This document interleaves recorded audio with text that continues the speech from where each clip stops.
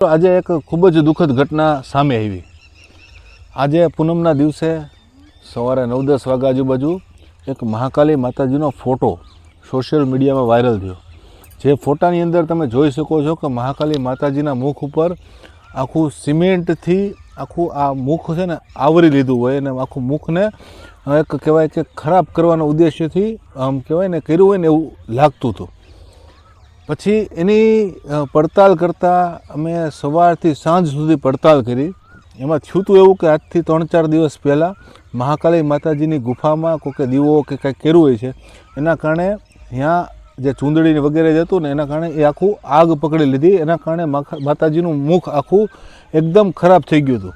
પછી થયું એવું કે આજે પૂનમના દિવસે ઘણા બધા શ્રદ્ધાળુઓ યાત્રિકો જતા હોય, એમાંના કોઈક યાત્રીએ જોયું તો માતાજીનું જે મુખ આવું ખરાબ જોયું એટલે એને એમ થયું કે આને સાફ કરીને અને વ્યવસ્થિત પાછું ફેસ બનાવીને વ્યવસ્થિત કરીને અને હું પાછું માતાજીનું જેવું મુખ હતું ને એવું પાછું કરી દઉં।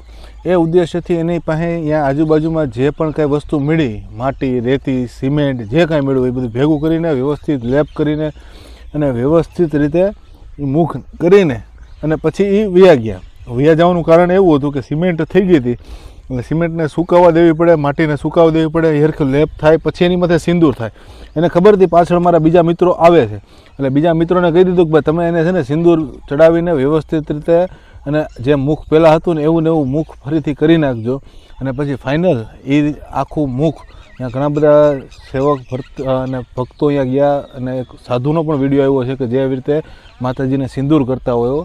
એટલે આજે એક જ દિવસમાં સવારે એ ઘટના બની અને બપોર લગીનમાં એ પાછું માતાજીનું મુખ હતું એવું નવું થઈ ગયું છે। એટલે જે મિસઅન્ડરસ્ટેન્ડિંગ જે ફેલાણી હતી ને એ બધી શોર્ટ આઉટ કરવા માટે મેં કીધું એક વિડીયો બનાવી દઉં તો લોકોને ખબર પડે કે આ ઘટના બની હતી એનું શોર્ટ આઉટ થઈ ગયું છે। જય ગિરનારી, જય મહાકાલી માતાજી।